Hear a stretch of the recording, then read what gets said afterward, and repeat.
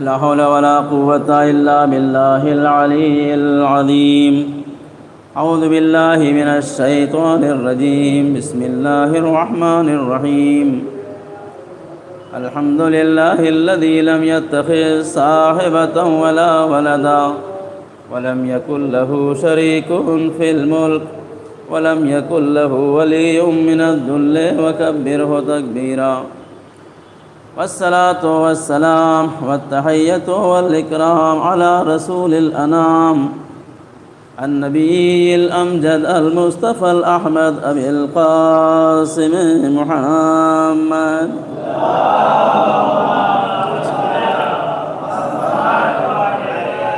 وعلى أهل بيته الطيبين الطاهرين المعصومين المظلومين، ولعنة الدائمة الباقية على أعدائهم أجمعين من ليلنا هذا إلى يوم الدين.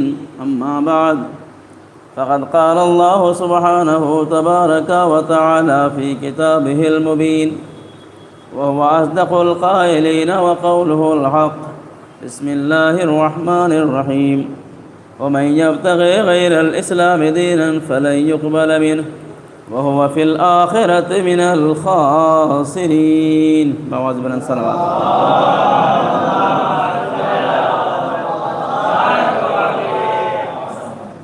عزیزان گرامی قدر، اس سلسلے خمسے کی آج دوسری مجلس ہے. کل کی مجلس میں کچھ تمہیداً کچھ باتیں عرض کی گئیں جن کا آج کی مجلس سے کچھ نہ کچھ ربط ضرور ہے.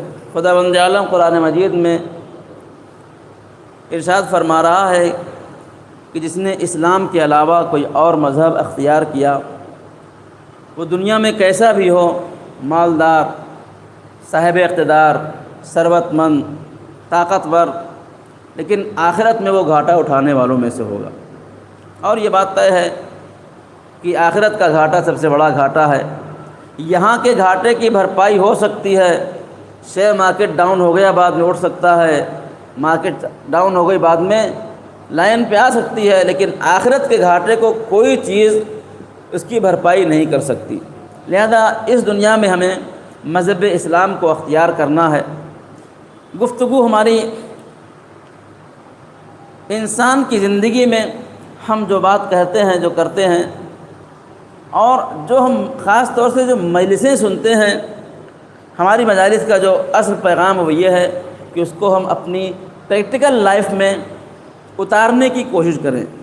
مجلس وہ سنتے ہیں، میں نے غلط کیا تھا کہ ہم حساب لائے کم سے کم 40 مجلسیں اب تک ہم سن چکے ہیں اور آپ پڑھ چکے ہیں. کم سے کم 40 کی بات ہے، اس سے زیادہ بھی ہو سکتی ہے، لیکن ان 40 مجلسوں کا ہماری لائف پہ کیا اثر پڑا یہ ہمیں بیٹھ کے خود دیکھنا. ان الانسان علی نفسہ بصیر. ہر انسان اپنے نفس سے آگاہ ہے کہ ہم ان مجلسوں سے کتنا بدلے، ان مجلسوں نے ہمارے علم میں کتنا اضافہ کیا، ہمارے عمل میں کتنی اصلاح کی، یہ ہم کو خود دیکھنا ہے. اور ہمیں یقین رکھیے کہ ہمیں اگر مجلس حسین سے کچھ نہیں مل رہا ہے، نہ ہمارے علم میں اضافہ ہو رہا ہے، نہ ہمارے عمل میں تبدیلی آ رہی ہے، تو آپ سمجھ لیجئے کہ کربلا کے علاوہ کوئی اور آپ کو سدھارنے کے لیے نہیں ہے. لہذا ہمیں ان مجالس کے ذریعے سے اپنے عمل میں اصلاح کرنی چاہیے، اپنے علم میں اضافہ کرنا چاہیے. تو اللہ تعالیٰ نے مذہب اسلام کو اختیار کرنے کی دعوت دی ہے اور ارشاد فرمایا ہے کہ جس نے اسلام کے علاوہ کوئی مذہب اختیار کیا اس سے اس کے دین کو قبول نہیں کیا جائے گا اور وہ روز آخرت گھاٹا اٹھانے والوں میں سے ہوگا. گفتگو کہے کہ یہ گفتگو دین کی ہے. اور دین شروع کہاں سے ہوتا ہے؟ دین کا اصل مسئلہ کیا ہے؟ ہم لوگ سب دیندار ہیں. جو لوگ 2 وقت کی نماز پڑھ لیتے ہیں وہ بھی دیندار ہیں. جو لوگ 22 میں خوب بڑے بڑے کنڈے کر لیتے ہیں، نیاز کر لیتے ہیں، وہ بھی دیندار ہیں. جو لوگ انجمنوں میں خوب ڈہڑ لگاتے ہیں، حضور ماتم کرتے ہیں، وہ بھی دیندار ہیں. جو لوگ محرم میں کالے کپڑے پہن لیتے ہیں وہ بھی دیندار ہیں. حتیٰ کہ وہ لوگ جو سال میں عید بقرعید نماز پڑھ لیتے ہیں وہ بھی دیندار ہیں. تو دیندار ہونے کی ہمارے پاس جو ڈیفینیشن ہے، دیندار ہونے کے جو ہمارے پاس تعریف ہے وہ الگ ہے، لیکن دین کے پاس دیندار ہونے کی تعریف الگ ہے.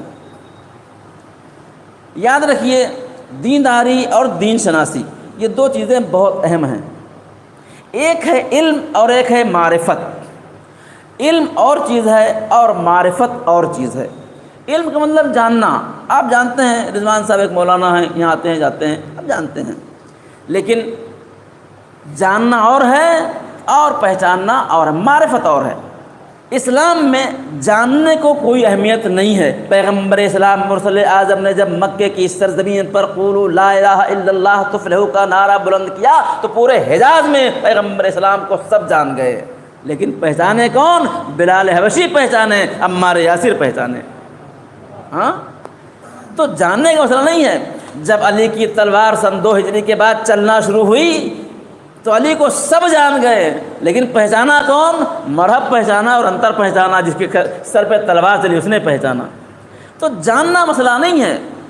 جاننے تو سب ہیں, خدا کو جانتے سب ہیں, جو نہیں مانتے وہ بھی جانتے کوئی خدا ہونا چاہیے, لوگ کہتے ہیں خدا ہیں, لیکن پہچانتا کون؟ اسلام میں معرفت کا مسئلہ ہے. آپ یاد رکھیے کہ علم اور معرفت دونوں چیز بہت اہم ہیں. اگر انسان کے پاس علم ہے اور معرفت نہیں ہے تو کتنا بھی علم رہ دو, کتنی بھی عبادت کر لو, آخر میں شیطان بنتا ہے. لیکن اگر انسان کے پاس معرفت ہے تو علم نہیں بھی ہے, حبش سے آنے والا ابو ذر بنتا ہے, سلمان بنتا ہے, ابو ذر بنتا ہے. تو اہم کیا ہے؟ اہم معرفت ہے. اسی لیے اس زمانے میں سب سے بڑا میسج تمام اپنے بچوں کے لیے میرا یہ ہے کہ پہچاننے کی کوشش کرو. عرفان ضروری ہے. مولا علی کیا فرماتے ہیں؟ نہج البلاغہ مولا علی فرماتے ہیں کہ اول الدین معرفت الجبار, دین کا پہلا زینہ اللہ کی معرفت ہے. دین اللہ کی معرفت سے شروع ہوتا ہے.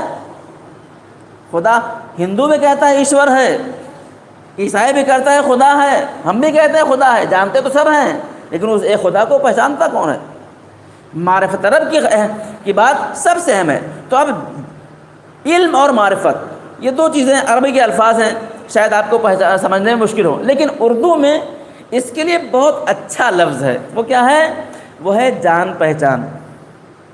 اے عزیز, اگر ہماری بات آپ تک پہنچ جائے, علم میں عربی میں آپ علم کہیے ایک الگ چیز ہے, معرفت کہیے الگ چیز ہے, دونوں کو الگ کر دیتے ہیں. لیکن اردو میں اتنا مکمل یہ لفظ ہے کہ جب تک دونوں کو ملائیں گے نہیں اس وقت تک بات مکمل نہیں ہوگی. جان اور پہچان. جان پہچان کا مسئلہ سب سے اہم ہے کہ فلاں سے ہماری کیا ہے؟ جان پہچان ہے. بات آپ سمجھ رہے ہیں؟ فلاں ڈاکٹر صاحب سے ہماری جان پہچان ہے, فلاں منتری سے ہماری جان پہچان ہے, فلاں ٹی ٹی سے ہماری جان پہچان. تو یہ جان پہچان اردو میں کیا ہے؟ اس ہمارے مفہوم کو مکمل کرتا ہے. اس لیے کہ اگر ہم نے اردو میں جان کو الگ کر دیا اور پہچان کو الگ کر دیا تو مشکل ہو جائے گی. فلاں صاحب کی ہماری جان ہے, فلاں صاحب کی ہماری جان ہے, تو کوئی آپ کی بات کو نہیں مانے گی. کیا کہہ رہے ہیں آپ کیا کہیں گے؟ جان پہچان ہے, تو آپ سمجھ جائیں گے کہ آپ کی ملاقات جان پہچان ہے. اچھا, اگر خدا نہ خواستہ کوئی لیڈی ہے, فلاں صاحبہ سے ہماری جان, بہت مار پڑے گی. جب تک جان پہچان نہیں کہیں گے تب تک بات مکمل نہیں ہوگی. اے جی, جس طریقے سے دنیا میں کسی کی جان پہچان کے ذریعے سے معرفت مکمل ہوتی ہے, اسی طریقے سے اسلام میں اللہ کے تعالیٰ کے علم کے ساتھ اس کی معرفت کے بعد انسان کا ایمان مکمل ہوتا ہے. بآواز بلند صلوات.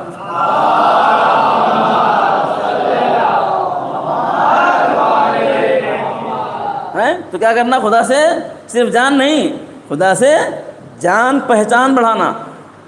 ہمارے پاس کیا ہوتا ہے جب کوئی مطلب ہوتا ہے, کوئی مشکل ہوتی ہے, کوئی کسی کی طبیعت خراب ہوئی تو کیا کہتے ہیں؟ آپ کی کسی ڈاکٹر سے جان پہچان ہے؟ پوری توجہ. آپ کو ملک جانا ہے, ٹکٹ کی بڑی مارا ماری ہے, کوئی ریلوے والے کی جان پہچان ہے, کوئی سرکاری کام ہے, کیا کہتے ہیں؟ کسی نیتا کی جان پہچان ہے, نکاح پڑھوانا ہے, کسی مولوی سے جان پہچان ہے. ٹھیک ہے, جان پہچان, پوری توجہ. جان پہچان اس لیے ڈھونڈتے ہیں تاکہ ہمارا کام آسانی سے ہو. اے عزیز, اگر میری بات آپ تک پہنچ جائے, ہم جان پہچان اپنے کاموں میں اس لیے تلاش کرتے ہیں تاکہ ہمارا کام آسانی سے ہو جائے. اے عزیز, دنیا کے کاموں کے لیے اگر ہم لوگوں کی جان پہچان تلاش کرتے ہیں تو آخرت کے کاموں کے لیے اللہ کی جان پہچان اور اللہ والوں کی جان پہچان کیوں نہیں ڈھونڈتے ہیں؟ کیوں نہیں ڈھونڈتے ہیں؟ ہمارے پاس مشکل کیا ہے؟ ہمارے پاس مشکل یہ ہے کہ ہم کیا کرتے ہیں؟ دین کے معاملے میں جس سے چاہتے ہیں دین لے لیتے ہیں, لیکن جب دنیا کا معاملہ ہو تو ہمیں کیا چاہیے؟ جان پہچان والا چاہیے تاکہ ہمارا معاملہ ہو جائے۔ تو سب سے اہم مسئلہ کیا ہے؟ سب سے اہم مسئلہ عرفان کا ہے، معرفت دین کا ہے۔ اول الدین معرفت الجبار، خدا کی پہچان۔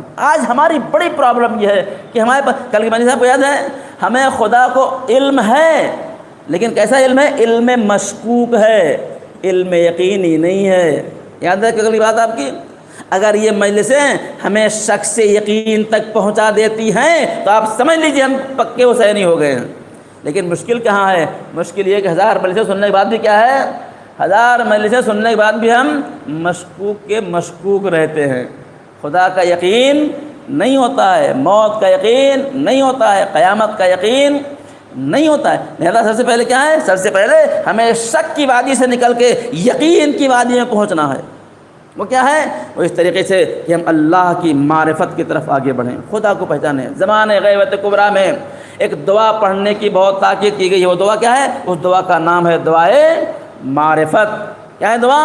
اللہم عرف۔ سب کو یہ دعا یاد ہونی چاہیے، قنوت میں پڑھیے، نماز کے بعد پڑھیے، ہر نماز کے بعد پڑھیے، صبح و شام پڑھیے۔ اللہم عرفنی نفسک، اے میرے معبود تو اپنے نفس کو مجھے پہچانوا۔ فَإِن لَمْ تُعَرِّفْنِي نَفْسَكَ لَمْ أَعْرِفْ رَسُولَكَ۔ یہ ایک سلسلہ بیان کیا گیا ہے۔ دین اسی کو کہتے ہیں کہ اس سلسلے کو ہم فالو کریں۔ اے میرے معبود اگر میں تجھے نہیں پہچان سکا تو تیرے نبی کو نہیں پہچان پاؤں گا۔ آج ہمارا مسئلہ یہ ہے کہ ہم خدا کو پہچانتے نہیں ہیں، نبی کو پہچانتے نہیں ہیں، امام کو پہچانتے نہیں ہیں، اور سب سے پہلے جنت جانے کو تیار ہیں۔ ارشاد کیا ہوتا ہے؟ اللہم عرفنی نفسک، اے میرے معبود تو اپنے نفس کو پہچانوا، کہ اگر میں نے تجھے نہیں پہچانا تو تیرے نبی کو نہیں پہچان پاؤں گا۔ نبی کی معرفت خدا کی معرفت پہ ڈیپینڈ کرتی ہے۔ اللہم عرفنی رسولک فإنک ان لم تعرفنی رسولک لم أعرف حجتک، اے میرے معبود اگر میں معبود تو مجھے اپنے نبی کو پہچانوا، کہ اگر میں تیرے نبی کو نہیں پہچان سکا تو تیرے امام کو، حجت کو نہیں پہچان پاؤں گا۔ سلسلہ ہے، یہ کڑی ہے ایک دوسرے کے ساتھ۔ اللہم عرفنی حجتک فإنک ان لم تعرفنی حجتک ضللت عن دینی، اے میرے معبود تو اپنے حجت کو پہچانوا، کہ اگر میں تیری حجت کو نہیں پہچان سکا تو میں گمراہ ہو جاؤں گا۔ اے عزیز، سلسلہ کہاں سے ہوتا ہے؟ سلسلہ ہوتا ہے اللہ کی معرفت سے۔ آج اللہ کون پہچانتا ہے؟ کون پہچانتا ہے خدا کو؟ ملاقات کبھی ہوئی خدا کی؟ نہیں ہوئی۔ زبان سے اقرار کرتے ہیں اللہ ہے، یہ کہتے ہیں ہر جگہ ہے، لیکن پہچانتے کتنا ہے؟ جب انسان پہچانتا ہے، دیکھیں دنیا کا یہ دستور ہے، اگر ہمارا کوئی رشتہ دار آئی ایس آفیسر ہو جائے، آئی پی ایس آفیسر ہو جائے، اور ہماری اس کی پہچان ہے، کیا ہے؟ جان پہچان ہے، خالی جان نہیں ہے، جان پہچان ہے، تو کیا ہے؟ تو پھر ہمیں اس کا ایک بھروسہ ہو جاتا ہے، ہمارا ایک کانفیڈنس ہو جاتا ہے کہ بھائی وہ آدمی ہمارا ہے، ہمارا کوئی کام نہیں رکے گا۔ اعتماد، جیسے جیسے کسی بڑی پوسٹ کے انسان سے ہماری ملاقات اور جان پہچان بڑھتی ہے، ویسے ویسے ہمارا اعتماد بڑھتا ہے۔ اور مثال دیتے آسان مثال یہ ہے، ہمارے بینک میں 10 لاکھ روپے رکھے ہوئے ہیں، ہم کو 2 لاکھ روپے کی ضرورت ہے، کس کو ٹینشن ہے؟ بینک میں 10 لاکھ رکھے ہوئے ہیں اور 2 لاکھ ہمارے کی ضرورت ہے، تو ٹینشن کس بات کا؟ ٹینشن تو اس وقت ہوتا ہے کہ جب ضرورت 2 لاکھ کی ہو اور بینک میں 1 لاکھ ہو، آمدنی 10,000 کی ہو اور خرچہ 15 لاکھ ہو، تب ٹینشن۔ اس کا مطلب ہے اگر آپ کو کوئی بڑا سپورٹ ہے تو پھر آپ کو مشکل نہیں ہوتی، آپ خود کو طاقتور محسوس کرتے ہیں۔ اے عزیز، جس دن خدائے قدیر کا ہم کو یقین ہو جائے اور اس کی معرفت ہو جائے گی، پھر دنیا میں کسی چیز سے آپ ڈریں گے نہیں، کوئی آپ کو مشکل نہیں ہوگی۔ مشکل کہاں کھڑی ہوتی ہے؟ مشکل وہاں ہوتی ہے کہ جہاں ہمیں خدا پر یقین نہیں ہوتا ہے۔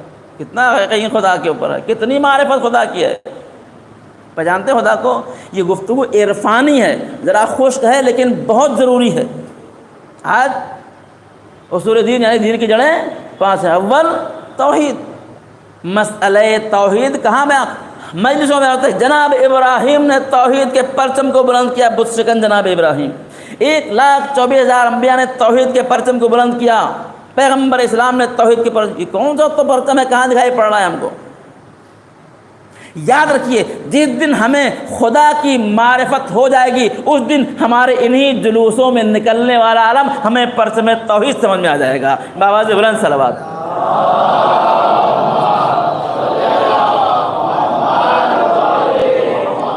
لہذا جس دن ہمیں خدا سمجھ میں آ گیا، یہی علم ہمیں کیا دکھائی دے گا؟ یہی علم ہمیں پرچم توحید دکھائی پڑے گا۔ ورنہ کیا ہے؟ ورنہ جب معرفت نہیں ہے تو اسی علم کے لیے لڑائی ہو جاتی ہے، ہمارا علم چھوٹا کیوں، تمہارا علم بڑا کیوں؟ ہاں، جب معرفت نہیں ہے تو لیکن جب معرفت ہو جائے گی تو یہی علم کیا ہے؟ یہی علم ہم کو توحید کا علم دکھائی پڑے گا، ہم نے پرچم توحید کو بلند کیا ہے۔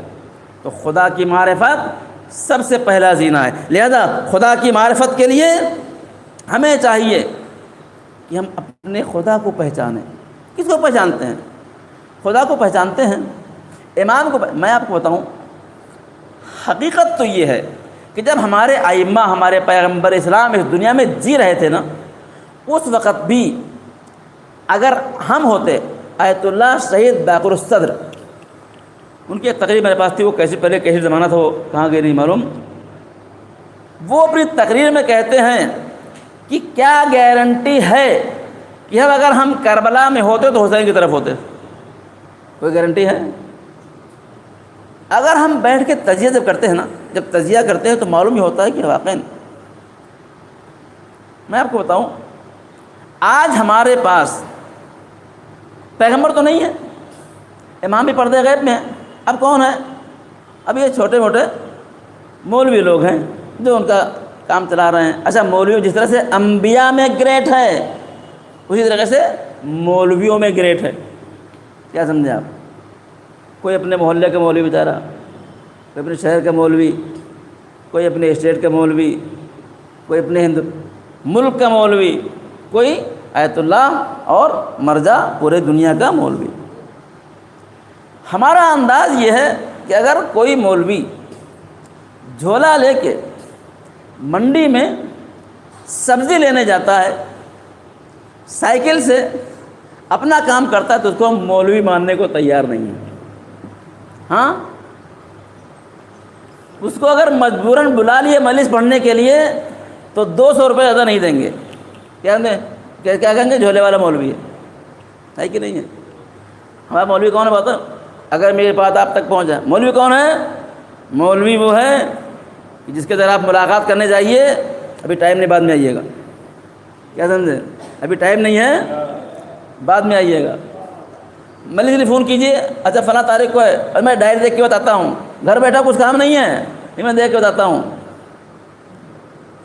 بغیر امامے اور ٹوپی کے آپ کی اس کی کبھی ملاقات ہی نہ ہوئی ہو۔ کیا سمجھے آپ؟ وہ بغیر اے سی کے آتا ہی نہیں ہو، 2 آدمی اس کو لینے جائیں تو آپ وہ آئیں۔ جو اتنے تمام تشکیلات والا مولوی ہو، وہ ہمارے لیے بڑا مولوی ہے۔ اور جو بیچارہ سادہ سودہ ہے، اس مولوی کی کوئی، میں کیا بتا رہا ہوں، اب آپ سمجھیے کہ اس زمانے میں اگر ہم ایک عالم کو اس کے علم نہیں، اس کی تشکیلات، اس کے امامے، اس کی ٹوپی، اس کی شروانی، اس کی قبا، اس کی گاڑی، اس کی ملاقات، اس کے ہاؤ بھاؤ سے پہچانتے ہیں اور علم سے نہیں پہچانتے، تو یقین مان لیجئے امام کے زمانے میں ہوتے تو امام کو نہیں پہچانتے تھے۔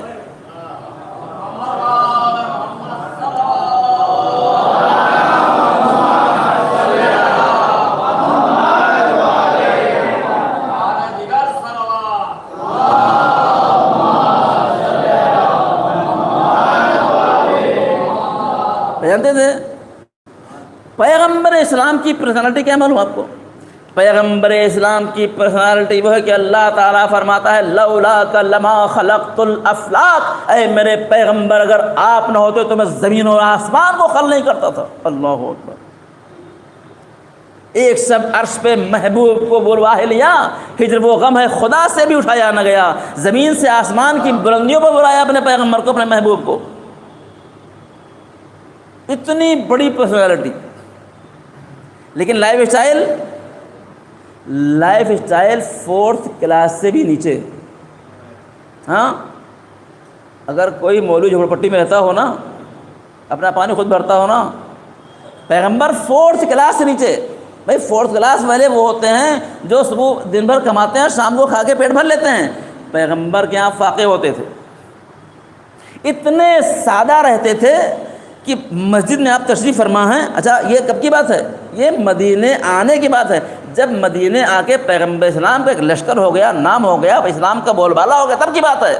مکے میں پھر بھی چلو، مدینے آنے کے بعد اتنے سادہ رہتے تھے کہ باہر سے آنے والا پیغمبر بیٹھے ہوئے ہیں، اصحاب بیٹھے ہوئے ہیں، پوچھتا ہے تم میں نبی کون ہے؟ ایک مولوی ہو 1000 آدمی مجمع ہونا، 1000 آدمی مجمع میں ایک مولوی پہچان جاتا ہے، لیکن فخر پیغمبر کو اصحاب کے درمیان باہر سے آنے والا پہچان نہیں. اتنے سادے رہتے تھے. ایسے میں پہچاننا کمال ہے.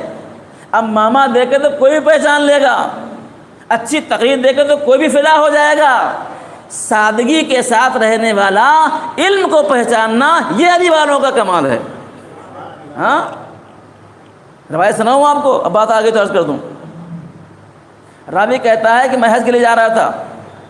پہلے زمانے میں فلائٹ سے نہیں جاتے تھے، کاروان تیار ہوتا تھا، قافلہ تیار ہوتا تھا، اونٹ سے، گھوڑے سے اور گدھے سے، اور لوگ سفر کرتے تھے.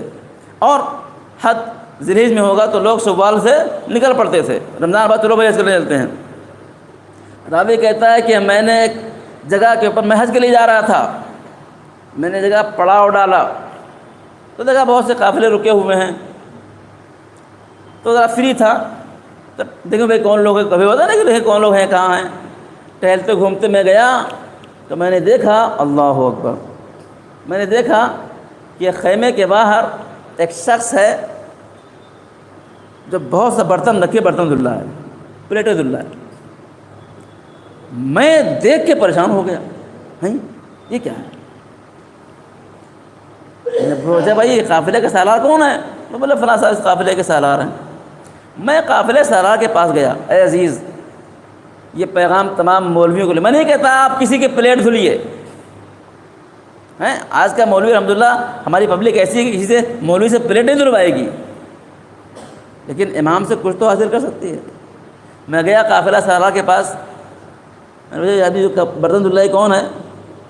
میرے کو نہیں پتا تھا.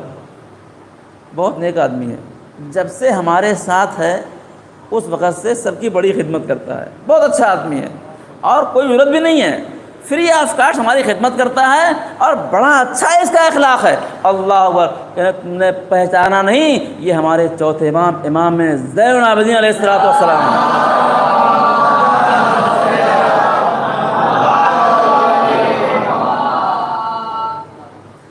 ہم تو ڈھونڈتے ہیں کوئی ہم کو سامان خریدنا ہوتا ہے نا، تو کوئی پہچان والی دکان میں تھوڑا سستا مل جائے، ہے کہ نہیں؟ پہچان والا تلاش کرتے ہیں کہ کام کرائیں سستے میں ہو جائے. امام کیا فرماتے ہیں؟ امام فرماتے ہیں پہچان والے کی دکان پہ نہیں جاؤ، ہیں تاکہ تمہارے پریشر میں آ کے تمہاری جان پہچان کی بنیاد پہ بنا وہ گھاٹا اٹھا لے. نہیں، ہمارے امام چاہتے تو بہت سے لوگ چلے ساتھ میں قافلے، لیکن امام ایسے قافلے میں کہ جہاں آپ کو کوئی پہچانتا نہ ہو. اللہ اکبر. تو جب معرفت ہوتی ہے، ہمیں کب معرفت ہوگی؟ ہم خدا کو کب پہچانیں گے؟ کون سا خدا ہمارا ہے؟ اے عزیز، اگر انسان کو خدا کی معرفت ہو جائے، نافرمانیاں کیوں ہوتی ہیں، گناہ کیوں ہوتے ہیں؟ اس لیے کہ ہم کو یقین نہیں ہے، ہم شک میں جی رہے ہیں. کیسا خدا ہے، کیسا خدا ہے؟ روایت کے جملے یہ ہیں، ایک ماں اپنے بچے سے کتنی محبت کرتی ہے. ایک ماں جو اپنے بچے سے محبت کرتی، اس محبت کا دنیا میں کوئی اندازہ نہیں لگا سکتا. کہتے ہیں کہ بتاؤ امتحان ہوا، بندر جو ہے وہ بندریا، اس کا بچہ جب مر جاتا ہے تب بھی اس کو پھینکتی نہیں، وہ جب تک اس کے جنازے میں بدبو نہ آ جائے تب تک وہ اس کو پھینکتی نہیں ہے. تو لوگوں نے تجزیہ کیا کہ بندریا جو ہے وہ اپنے بچے کو سب سے زیادہ چاہتی ہے، سب سے زیادہ محبت کرتی ہے. حتیٰ کہ انسان کیا کرتا ہے؟ بچہ مر گیا تو ایک دم کر دیتے ہیں کہ اس کا ٹیسٹ ہونا چاہیے. اللہ اکبر. کیا کیا گیا؟ ایک بندریا کو ایک بندر کے اس کے بچے کے ساتھ ایک پنجرے میں ڈال دیا گیا، لوہے کا پنجرا ٹانگ دیا گیا اور نیچے آگ جلائی گئی. نیچے آگ جلائی گئی.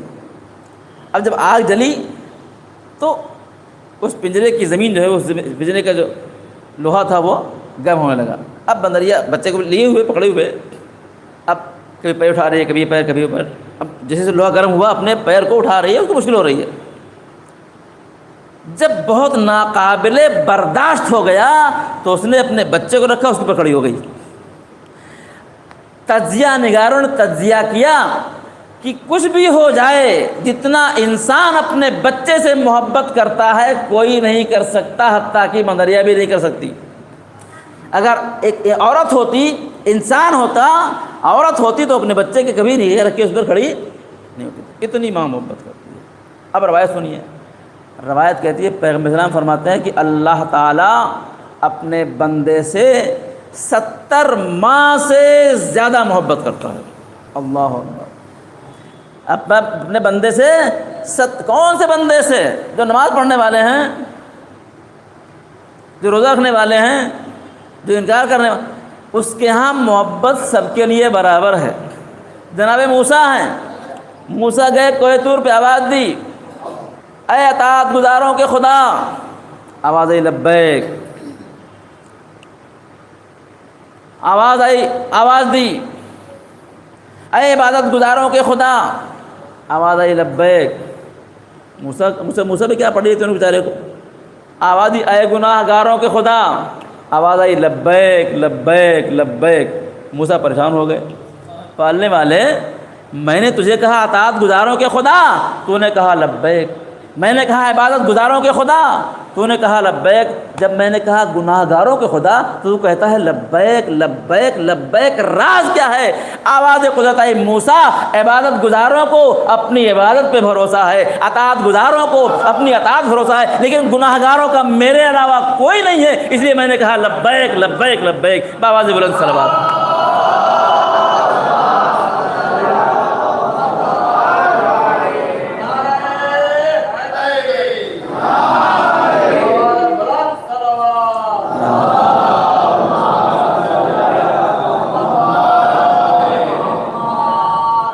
تو ہمارے پاس کون سا خدا ہے؟ ہمارے پاس کون سا خدا ہے؟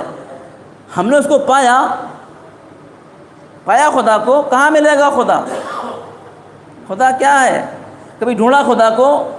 شاعر کہتا ہے ہر سنگ میں شرار ہے تیرے ظہور کی، موسیٰ نہیں جو سیر کروں کوہ طور کو۔ موسیٰ کو کوہ طور پہ اللہ کو ڈھونڈنے کے لیے جانا پڑتا ہے، ہم اللہ والے ہر پتھر کے ٹکڑے میں خدا کو ڈھونڈ لیتے ہیں۔ ڈھونڈنے والے کو پتھر کے ٹکڑے میں خدا نظر آتا ہے، نہ ڈھونڈنے والے کو کائنات دیکھ کے خدا دکھائی نہیں پڑتا ہے۔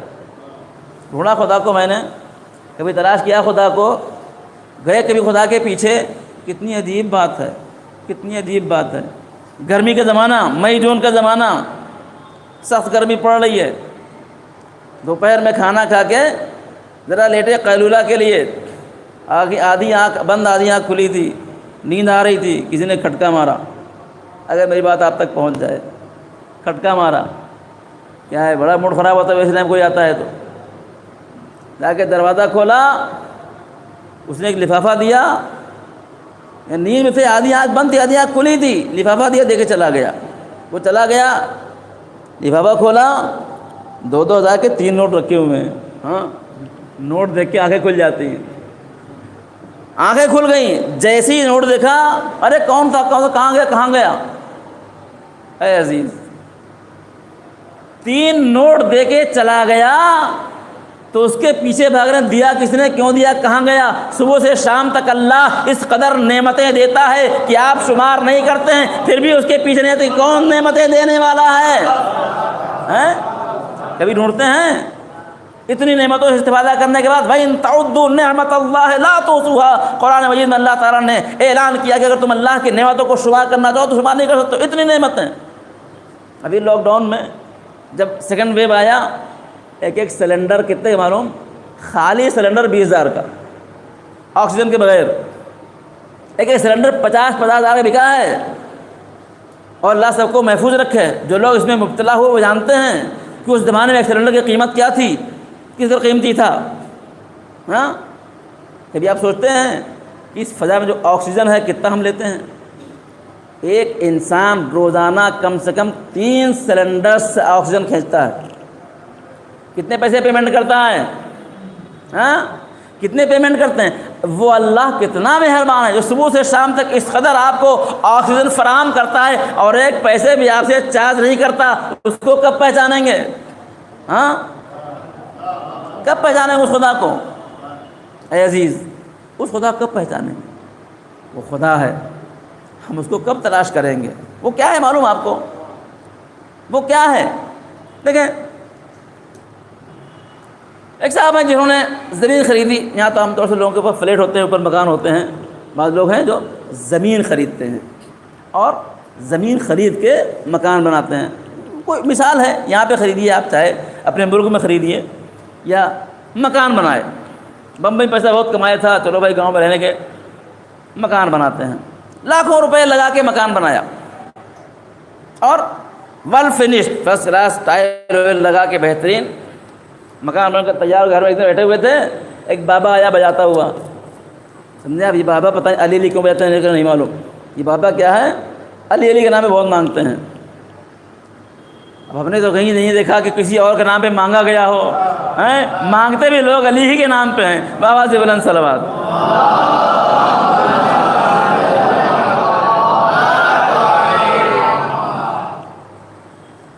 میں ان سے کہوں کہ ٹرائی کر کے دیکھو کسی اور کے نام پہ مانگ کے. ہاں ملنے کیا جو ہے وہی چلا جائے گا آج سے. تو بابا آیا بجاتے ہوئے. آپ باہر نکلے، آپ نے کتنا دیا؟ یہ عجیب بات ہے، ہم جب دینے پہ آتے ہیں نا تو جیب سے خطیب اعظم جو ہے بہت اچھی بات کہتے تھے. کہنا سامنے والے نے آپ کے سامنے ہاتھ پھیلایا، آپ نے جیب میں ہاتھ ڈالا اور بہت سے سکے نکالے اور آپ نے ان سکوں میں سے ایک سکہ اٹھایا. آپ نے سکوں میں سکہ انتخاب کیا. میں سمجھ گیا اس سے چھوٹا سکہ آپ کے پاس نہیں ہے. ہاں 5 کا ہے، 10 کا ہے، 2 کا ہے، 1 کا ہے. جب کئی سکے ہیں نا، جب ان سکوں میں آپ دینے کے لیے انتخاب کرتے ہیں کیا ہے؟ جب دینے کے لیے انتخاب کر رہے ہیں تو سب سے چھوٹا والا. اے عزیز ہم وہ بندے ہیں خدا کے کہ جب دینا ہو تو سب سے چھوٹا والا اور جب لینا ہو تو ہم کو سب سے بڑا والا چاہیے. ہاں ہم اللہ کے والے بندے ہیں بھائی. وہ آ گیا اور اس کے بعد آپ نے 1 روپیہ 2 روپے جو بھی ہوا اس کو دیا. بابا نے کہا کہ بھائی یہ گھر تمہارا ہے؟ بولے ہاں میرا گھر ہے. کہا میں اس میں خزانہ دیکھ رہا ہوں. میں اس میں خزانہ دیکھ رہا ہوں. او اب خزانے کے نام پہ کس کی رالیں ٹپک جاتی. آئیے بابا دیکھیے کہاں ہے، تھوڑا گھر نے بنایا ہے. اب وہ علی علی کرتا ہوا گھر میں آیا، اس کمرے میں اس کمرے میں کچن میں باتھ روم میں یہاں وہاں گیا اور کہاں پہنچا؟ آپ کے بیڈ روم میں پہنچا. بیڈ روم آپ نے بڑا اچھا بنایا تھا، قیمتی ٹائل لگائے تھے، سب کچھ تھا. سمجھے آپ؟ کہا خزانہ یہی ہے. کیا کرتے ہیں بتائیے آپ؟ ہاں ارے اس کی ایسی تیسی خزانہ مل گیا تو ایسے بہت گھر بن جائیں گے.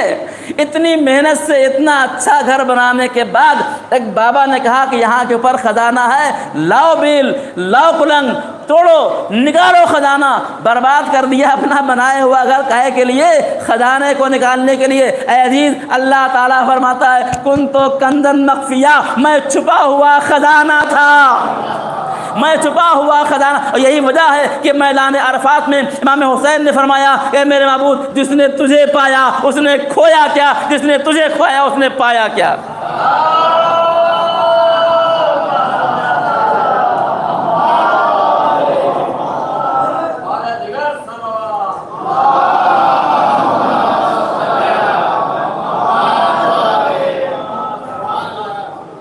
یہ وہ خزانہ ہے کہ جو مل گیا. انشاءاللہ آگے میں عرض کروں گا کہ معرفت کے آثار کیا ہوتے ہیں. کل نہیں تو پرسوں انشاءاللہ یہ بات آئے گی. تو ملا یہ خزانہ، ملا کہ نہیں ملا؟ نہیں ملا.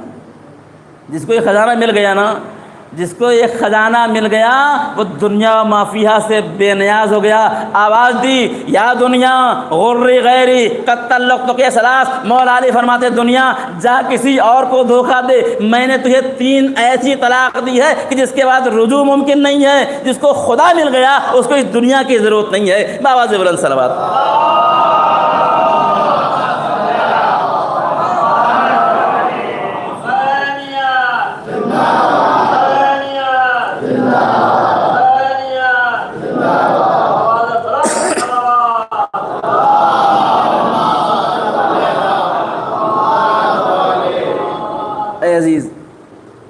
کو ڈھونڈیے، خدا کو تلاش کیجیے۔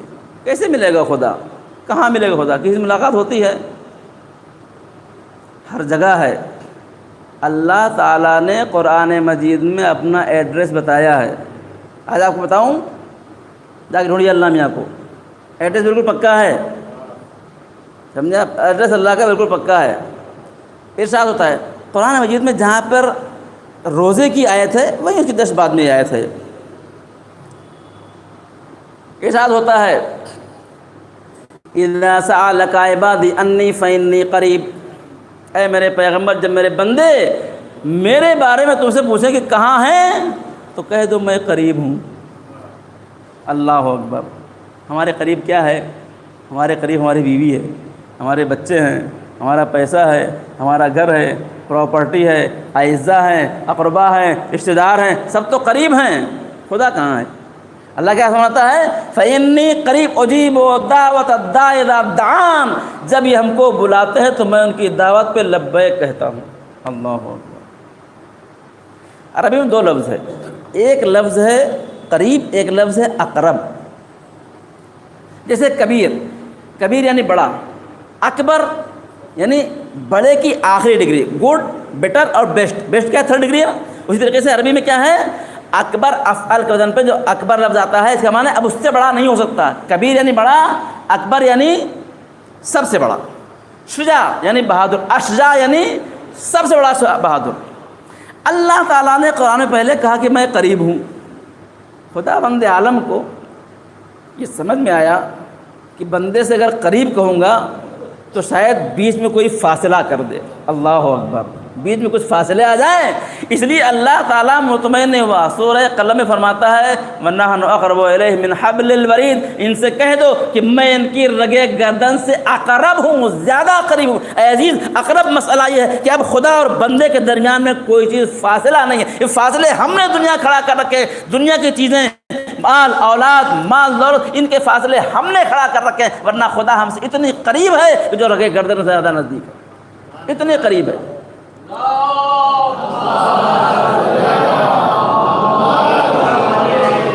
اب خدا اتنے نزدیک ہے پھر بھی نہیں پہچانتے ہیں، کس کو پہچانیں گے؟ کب خدا کو پہچانیں گے؟ اے عزیز، خدا کو پہچانیں گے۔ اتنا خدا مہربان ہے۔ بات کیا ہو رہی تھی کہ خدا 70 ماہ سے زیادہ مہربان ہے،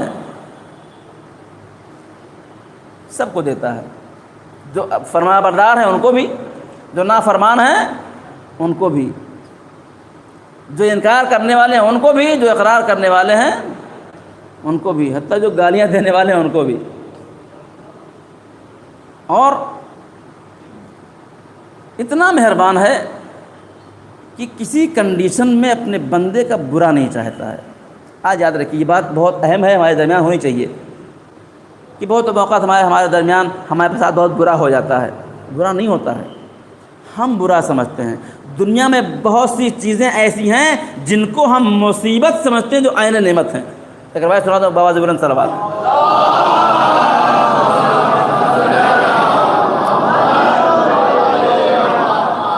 جب وہی عرفان کی آنکھیں کھل جائیں گی تو وہی چیزیں جو مصیبت سمجھنے میں کیا ہو جائیں گی، وہی چیزیں ہماری نعمت ہو جائیں گی۔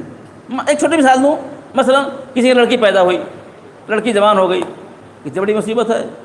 سلیمان خطیب کیا کہتے ہیں؟ جس کی بیٹی جوان ہوتی ہے اس کی آفت میں جان ہوتی ہے، بوڑھے ماں باپ کے کلیجے پر بھاری چٹان ہوتی ہے۔ اسلام نے تو اس کو رحمت قرار دیا، ہم نے اپنے رسومات کی بنیاد کے اوپر اس رحمت کو زحمت بنا لیا۔ تو ہماری جب آنکھیں معرفت کی کھل جائیں گی تو یہی مصیبتیں ہمارے لیے کیا ہو جائیں گی؟ نعمت ہو جائیں گی۔ عجیب دیکھنے کا فرق ہے۔ کہنے ایک آدمی بازار میں جا رہا تھا تو ایک آدمی گلاس بیچ رہا تھا، گلاس تو ایسے الٹا رکھے ہوئے تھا۔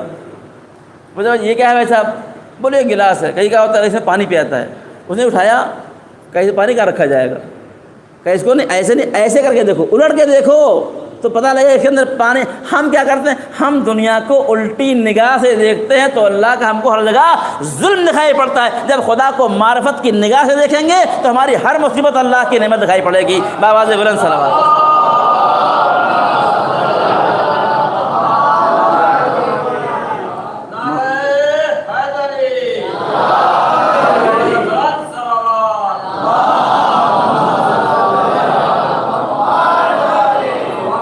آپ سب الحمدللہ حسینی ہیں، سب مولا کے چاہنے والے ہیں۔ سنیں مولا علی کیا فرماتے ہیں، فرماتے ہیں جو لوگ صاحبان ایمان ہیں ان کے لیے دنیا میں کوئی مصیبت نہیں ہے۔ اللہ اکبر۔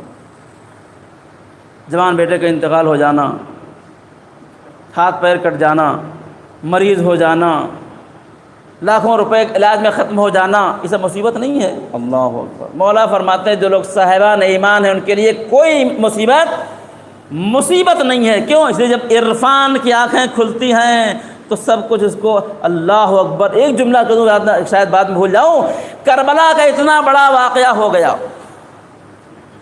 150 لوگ کم سے کم کربلا میں شہید ہو گئے، عورتیں اسیر ہو گئیں، سید سجاد کو قیدی بنایا گیا، کربلا سے کوفہ سے شام لایا گیا، درے مارے گئے، ستایا گیا، پریشان کیا گیا، ذلیل کیا گیا، سب کچھ کیا گیا۔ لیکن جب دربار یزید میں یزید نے جناب زینب سلام اللہ علیہ سے پوچھا کہ تمہارے ساتھ خدا نے کیا کیا، تو زینب نے وہ جملہ عطا فرمایا کہ دنیا میں کوئی عورت نہیں کر سکتی۔ آپ فرماتی ہیں ما رأیت الا جمیلا، ہم نے خدا سے اچھائی کے علاوہ کچھ نہیں پایا۔ یہ وہی کہہ سکتا ہے جس کی معرفت کی آنکھیں کھلی ہوئی ہیں۔ اتنی بڑی مصیبت، کیا فرمایا؟ خدا سے ہم نے اچھائی کے علاوہ۔ امام فرماتے ہیں کہ دنیا میں مومن کے اوپر آنے والی کوئی مصیبت نہیں ہے، اس لیے کہ جو صاحب ایمان ہے وہ اس مصیبت کو صرف 2 کنڈیشن میں دیکھتا ہے۔ کہتا ہے پالنے والے تیرا شکر ہے۔ کیوں شکر ہے؟ کا شکر اس لیے ہے کہ اگر یہ مصیبت، دیکھیے جو مصیبت ہے 2 کنڈیشن ہے، یا یہ مصیبت ہمارے گناہوں کی سزا ہے، یا یہ مصیبت اللہ کی طرف سے ہمارا امتحان ہے۔ اے میرے معبود، اگر میری گناہوں کی سزا ہے تب بھی تیرا شکر کہ تو نے مجھے یہاں سزا دے کے وہاں کی سزا سے بچا لیا، اور اگر تیرا امتحان ہے تب بھی تیرا شکر کہ تو نے میرا امتحان لے کے میرا مرتبہ بلند فرما دیا۔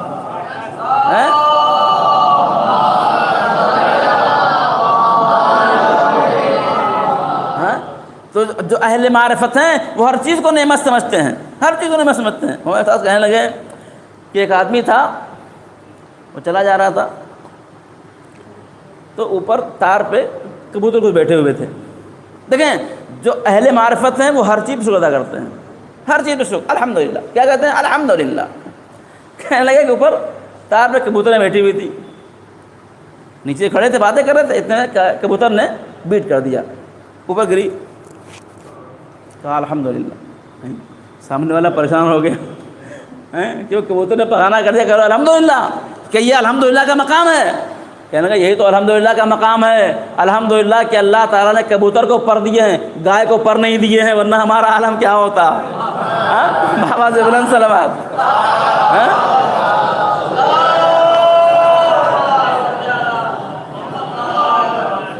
گیا اڑتی تو کیا ہوتا صاحب؟ اللہ کا شکر ہے کہ اس نے کیا کیا ہے، چھوٹے سے جانور کو پر دی۔ تو اہل معرفت کی جب آنکھ کھل جاتی ہے تو ہر چیز کو نعمت سمجھتے ہیں۔ پیغمبر، بس آخری بات آپ کی مجلس تمام، پیغمبر اسلام فرماتے ہیں کہ کچھ چیزیں ہیں کہ جن کو ہم بہت بڑی مصیبت سمجھتے ہیں لیکن وہ عین نعمت ہیں۔ سب سے پہلی چیز بھول جانا۔ کتنی مصیبت ہوتی ہے، ساتویں مالے پر رہتے ہیں، لفٹ بند ہے، سمجھے آپ، ویکسین لگانے جا رہے تھے، نیچے اترے، آدھار کارڈ بھول گئے، کیا مصیبت ہے؟ 7 مالہ پر چڑھ جانا کتنی بڑی مصیبت ہے، کیا سمجھے؟ ایک صاحب تھے ہمارے جاننے والے، ان کو تہران سے فلائٹ پکڑنی تھی بمبئی آنے کے لیے، چلے گئے ایئرپورٹ، وہاں گئے، جب اندر جانے کا پاسپورٹ دکھائیے، اگر پاسپورٹ ہے ہی نہیں، پاسپورٹ جھوڑا کہاں؟ قم میں۔ یہ بھول جانے سے کتنی بڑی مصیبت ہوتی ہے، کتنا مسائل ہمارے سامنے کھڑے ہوتے ہیں، لیکن پیغمبر اسلام فرماتے ہیں اے عزیز، عرفان کی آنکھیں کھولیں گے تو پیغمبر کی روایت سمجھ میں آئے گی۔ ارشاد فرماتے ہیں یہ انسان کے اندر جو بھول کا مادہ ہے یہ اللہ کی بہت بڑی نعمت ہے، اس لیے کہ اگر اللہ نے انسان کو نسیان نہ دیا ہوتا، بھول نہ دیا ہوتا تو کوئی مرنے والا کوئی زندہ رہ جانا اپنے مرنے والے کو بھولتا نہیں تھا، اور نسلیں منقطع ہو جاتی ہیں، زمانہ آگے بڑھتا ہے، مرنے والے کو بھول جاتے ہیں، اپنی لائف میں آتے ہیں۔ کتنی بڑی نعمت ہے۔ اللہ اکبر. سنیں ہمارے پاس کیا کیا خزانے پیغمبر ہمارے ائمہ کی روایتیں. دوسری چیز پیغمبر فرماتے ہیں کہ جنازے میں بدبو پیدا ہونا یہ اللہ کی بہت بڑی نعمت ہے. ہاں یہ کون سی نعمت ہے بھائی؟ ہم اس سے کتنی بڑی مصیبت سمجھتے ہیں کہ جلدی کرو بھائی جنازے کو ایک دفعہ کو کہیں بدبو نہ جائے. پیغمبر نے فرمایا کہ جنازے کے اندر بدبو پیدا ہو جانا اللہ کی بہت بڑی نعمت ہے. اگر اس میں جنازے میں بدبو پیدا نہ ہوتی، سڑتا نہیں، تو کوئی اپنے مرنے والے کو دفن نہیں کرتا. سب کا گھر مردہ خانہ بنا ہوتا، دادا کی پردادا کے سب کا جنازہ رکھا ہوتا، کوئی اپنے مرنے والے کو دفن نہیں کرتا تھا. یہ بہت بڑی نعمت ہے کہ مردے میں بدبو پیدا ہوتی، لہذا کہتے لوگ دفن کر دیتے ہیں. آخری جملہ ارشاد فرماتے ہیں کہ دانوں میں کیڑے کا پیدا ہونا. دانوں میں بعض لوگ ہیں، ہمارے پاس کیا ہوتا ہے معلوم، محرم میں اتنا کھانا باہر سے آتا ہے، گھر میں کھانا بنتا ہی نہیں ہے، تو دال جو رکھی ہے اس میں کیڑا پڑ جاتا ہے. کہ دانوں میں کیڑے کا پیدا ہو جانا اللہ کی بہت بڑی نعمت ہے کہ اگر ان دانوں میں اللہ نے کیڑے پیدا نہ کیے ہوتے تو امیر لوگ اپنا سارا غلہ جمع کر کے رہتے، غریب سارے بھوکے مر جاتے. یہ نعمت ہے اللہ کی کہ دانے میں کیڑا پیدا کیا تو لوگوں کا پیٹ بھر رہا ہے. بابا جی بلند سلوات.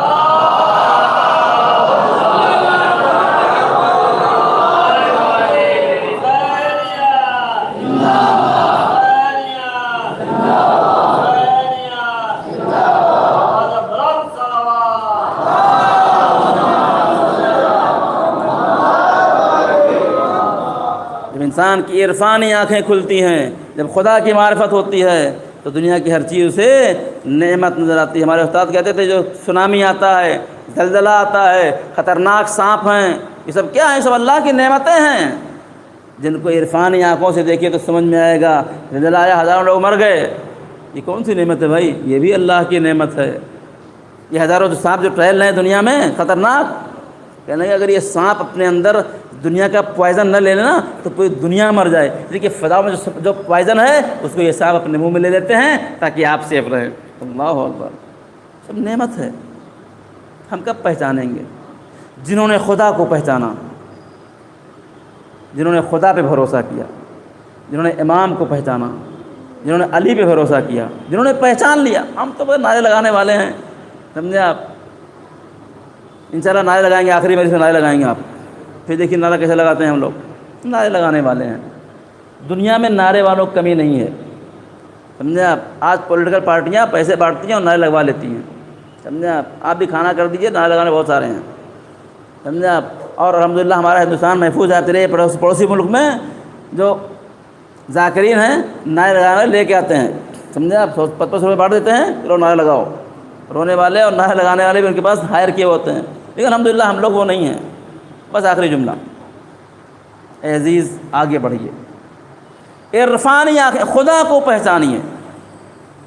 جب انسان خدا کو پہچان جائے گا نا تو پھر 2 رکعت نماز میں جو لطف آئے گا، اللہ اکبر. بغیر پہچانے جو نماز ہے اللہ کی بارگاہ میں قبول ہے، لیکن جو لطف عبادت ہے وہ عرفان کے بعد ہی آتا ہے، خدا کو پہچاننے کے بعد ہی آتا ہے. علی کو پہچانا ہم نے نہیں پہچانا، نعرے تو خوب لگائے. مولا علی ہیں، ایک مرتبہ اصحاب بیٹھے ہوئے ہیں آپ کے، تو گفتگو ہو گئی جناب ابوذر کی. ہم علی لے کیا کر سکتے ہیں؟ ہم تو کہتے ہیں علی کے لیے جان دے سکتے ہیں، علی کے لیے جان لے سکتے ہیں. یہ ہمارے دعوے سب ہیں. ہم علی کے لیے جان دے بھی سکتے ہیں اور جان لے بھی سکتے ہیں. صبح کو 2 رکعت نماز نہیں پڑھ سکتے. کیا سمجھیں کہ جو صبح کی نماز نہیں پڑھ سکتے نا، یہ نہ جان لے سکتے نہ جان دے سکتے ہیں. یہ سب کہنے کی باتیں ہیں. ہاں علی والے کے ہونے کے لیے کیا ہے؟ بہت بڑا کلیجہ چاہیے. ابوذر چاہیے. ابوذر کی گفتگو آ گئی، مولا علی کی آنکھوں سے آنسو رواں ہو گئے. امام نے فرمایا اللہ رحمت نازل فرمائے ابوذر پر. ہمارے بھائی کتنے عجیب تھے. مولا خیریت تو آپ رو رہے ہیں؟ کہنے لگے کہ ایک رات ابوذر کے دروازے کو کھٹکا ہوا. ہمارے یہاں میں کیا بات کروں، بانی مجلس کا ہاؤ بھاؤ دیکھ کے مولوی کا مجلس کا میٹر بدل جاتا ہے. کیا سمجھے آپ؟ کہ کیسی ملش پڑ جائے کہ لفافہ موٹا ہو جائے. ہاں یہ حقیقت ہے. رات میں دروازہ کھٹکھٹایا کسی نے، ابو ذر نے دروازہ کھولا. حکومت کی طرف سے لوگ آئے تھے، کئی ہزار اشرفیاں لے کے، سونے کے سکے. یہ کیا ہے؟ کئی سرکار نے تمہارے لیے بھیجا ہے. تو کہے کے لیے کہا علی سے دستبردار ہو جاؤ اور بیعت کر لو. اللہ اکبر. مولا فرماتے ہیں کہ ابو ذر نے پہلے سر سے پہلے تو ان کو دیکھا، کہا تم نے 2 ظلم کیا ہے، 2 ظلم. کہا کیا ظلم کیا ہے؟ کہا پہلی بات تو یہ ہے کہ ہم علی کو بیچنے والے نہیں ہیں.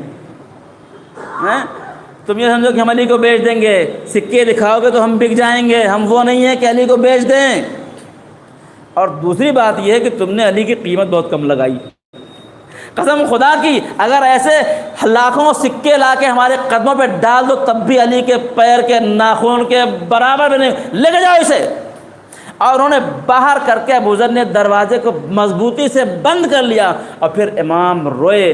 امام نے فرمایا خدا گواہ ہے کہ 3 دن ہو گیا تھا اس رات ابو ذر نے کھانا نہیں کھایا تھا. یہ ہیں علی کو پہچاننے والے. ہم کون ہیں؟ میں تو کہتا ہوں کہ ائمہ کو پہچاننے سے پہلے ان کے غلاموں کو پہچانیے. ان کی معرفت کی گفتگو کب ہوگی؟ ہم کب وہ صفات اپنے اندر پیدا کریں گے کہ جو علی والے ہو جائیں؟ انشاءاللہ گفتگو بعد میں ہوگی. آج کی مجلس تمام آپ کی. کربلا والے ہیں. کربلا والے کون پہچانے؟ کربلا والوں کو کون سی کوالٹی ان کے اندر تھی؟ ان کی جو کوالٹی تھی اس کی 1% بھی ہمارے اندر نہیں ہے. اگر ہم کو کوئی آ کے خبر دے دے کہ کل تم کو مر جانا ہے تو کیا کرتے ہیں؟ حساب کتاب گڑت لگانا شروع کر دیتے ہیں. کس کو دینا، کس کو لینا، کیا کرنا، یہ تمہارا وہ ہمارا، ایسا ویسا سارا ہے. وہ شب عاشور موت کنفرم ہو گئی. میں ایسے بات کہتا ہوں کہ اسلام کی تاریخ میں 2 راتیں یقین کی ہیں. کل میں یاد آپ کو نا کہ ہماری کبھی رات یقین کی نہیں ہے، لیکن 2 راتیں یقین کی راتیں ہیں. ایک رات سو کے یقین کے ساتھ سونا، ایک رات یقین کے ساتھ جاگنا. ایک رات جو یقین کے ساتھ سونا ہے وہ کون ہے؟ وہ شب ہجرت ہے. مولا علی فرماتے ہیں میں کبھی نہیں سویا، کبھی نہیں سویا جس یقین سے شب ہجرت سویا. اس لیے کہ میرے حبیب نے کہا تھا علی سو جاؤ، صبح ان کی امانتیں دے کے آنا. تب مجھے یقین ہو گیا کہ علی کو صبح تک زندہ رہنا ہے اور میں چین سے سویا. اس کو کہتے ہیں معرفت، نبی کی معرفت. کل گفتگو ہوگی، ہم کو نبی کی معرفت بھی نہیں ہے. علی کہتے ہیں جب میرے حبیب نے کہا کہ کل تم امانتیں واپس کر کے آنا تو مجھے یقین ہو گیا کہ کل تک مجھے زندہ رہنا ہے اور میں یقین کے ساتھ سویا. کربلا میں شب عاشور حسین ابن علی نے اپنے اصحاب کا امتحان لیا اور فرمایا کل تم سب کو اللہ کی بارگاہ میں اپنی جان کی قربانی پیش کرنا ہے. ان سب کو یقین تھا کہ کل مر جانا ہے. وہاں زندگی کا یقین، یہاں موت کا یقین. وہ یقین بھی ایسا کہ جس پر اللہ فخر کرتا ہے، یہ یقین بھی ایسا جس پر اللہ فخر کرتا ہے. اللہ اکبر. ایک رات کی مہلت ملی. مقاتل لکھتے ہیں کہ کربلا میں حسین کے خیموں سے ایسی آوازیں آتی تھیں جیسے شہد کی مکھیوں کے بھنبھنانے کی آواز آتی ہے. میں آپ کو روایت نقل کروں. اہل بیت علیہ الصلوۃ والسلام کو پہچانیں اور ان کی معرفت کا چراغ اپنے دلوں میں جلائیں. آل محمد علیہ الصلوۃ والسلام کون ہیں؟ اگر شاید گفتگو مشکل ہے، ہمارے پاس نہیں ہوتی. ہمارے پاس حجاب کیا چیز ہے، پردہ کیا ہے، پردہ کسے کہ ہمارے پاس تو پردہ ہے ہی نہیں. جو پردہ جناب زینب نے کیا وہ ہمارے پاس نہیں ہے. جو پردہ فاطمہ زہرا سلام اللہ نے کیا وہ پردہ ہمارے پاس نہیں ہے.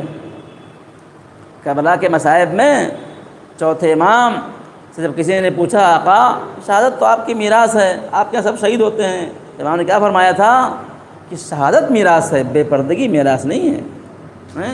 اس کو یاد کر کر کے سجدے جاتے ہوتے تھے. یحییٰ نام کا مدنی ہے، ایک یہودی ہے. کہتا ہے میں ایک زمانے تک علی کے پڑوس میں رہتا تھا. روایتیں بہت مشہور ہیں یہ۔ میں ایک زمانے تک غالباً 20 یا 25 سال میں علی کے پڑوس میں رہا، لیکن میں نے کبھی علی کی بیٹیوں کو دن میں گھر سے باہر نکلتے نہیں دیکھا۔ یہی نہیں، میری دیوار علی کی دیوار سے بالکل متصل تھی، لیکن میں نے کبھی علی کے گھر سے ان کی عورتوں کی آواز نہیں سنی۔ اللہ اکبر۔ وہ کہتا ہے کہ میں نے دیکھا ہے بعض اوقات جب ان کے گھر کی عورتیں روضہ رسول کی زیارت کو جانا چاہتی تھیں تو یہ رات میں نکلتی تھیں، علی آگے آگے ہوتے تھے، حسن حسین پیچھے پیچھے ہوتے تھے، اور یہ جاتے تھے اور جا کے روضہ رسول کے چراغ کو گل کر دیتے تھے کہ زینب آ رہی ہے۔ آپ تصور کریں کہ جس زینب نے اس طریقے سے زندگی گزاری ہو، جب کربلا میں سر سے چادر اتر گئی ہوگی تو اس کے اوپر کیا گزری ہوگی۔ بہت سخت مرحلہ ہے گرامی قدر، بہت سخت مرحلہ ہے۔ اسی لیے 11 محرم کی صبح جناب زینب سلام اللہ علیہا کو جب کربلا سے بے پردہ جانا ہوا تو زینب سب سے زیادہ بے چین تھی۔ اللہ، جس کے سر کو کبھی سورج نہیں دیکھا ہو، آج اس کا عالم یہ ہے کہ بے مقنع چادر ہے، بے کجاوا اونٹ ہے اور کربلا سے کوفے کی طرف لے جایا رہا ہے۔ روایت کہتی ہے کہ 11 محرم کی صبح جب یہ قافلہ تیار ہونا شروع ہوا، اونٹ لائے گئے، شمر آگے بڑھا اور ہم تم کو سوار کر دیں۔ زینب کبریٰ کہتی ہیں تیری کیا مجال کہ تو مجھے ہمیں ہاتھ لگائے، ہم خود سوار ہو گے۔ زینب کبریٰ نے ایک مرتبہ بیویوں کو اونٹ پہ سوار کرنا شروع کیا۔ جب سب بیویوں کو سوار کر چکی، دیکھا فضہ ایک گوشے میں کھڑی ہیں۔ آواز دی فضہ آؤ میں تمہیں سوار کر دوں۔ فضہ نے ہاتھ جوڑ لیا کہ میں کنیز ہوں۔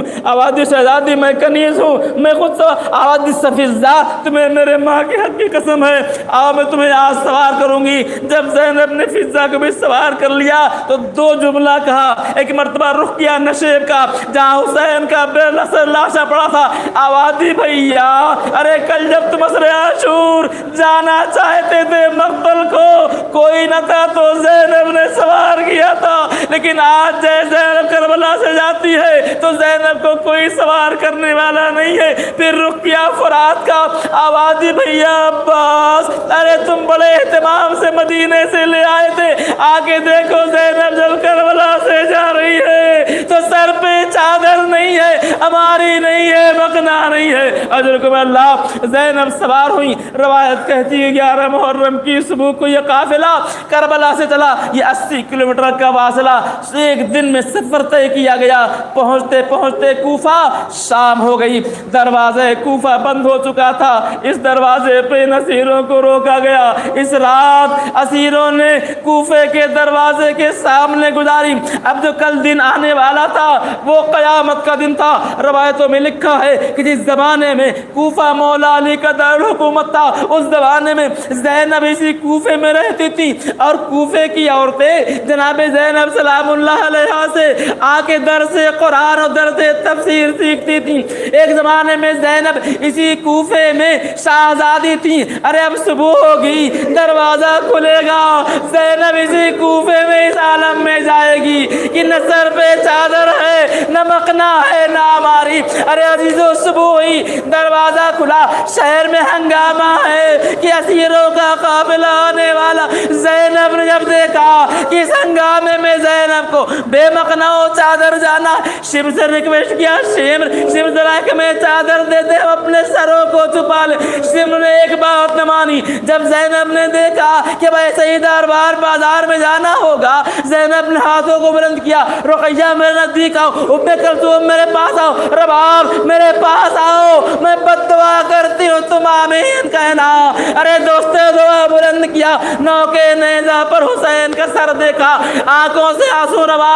آواز سید سجاد، ارے میرے بھائی کے آنکھوں سے آنسو روا کیوں ہیں؟ آواز آئی پھپھی اماں، ارے بابا کا منشا یہ ہے کہ انہی کھلے سروں کے ساتھ کوفے کے بازاروں میں چلی جائیے۔ بابا یہی چاہتے، زینب کوفے جاؤ، سر کھلے جاؤ اور دین کو بچاؤ۔ الا لعنۃ اللہ علی القوم الظالمین۔ ربنا تقبل منا انک انت السمیع العلیم۔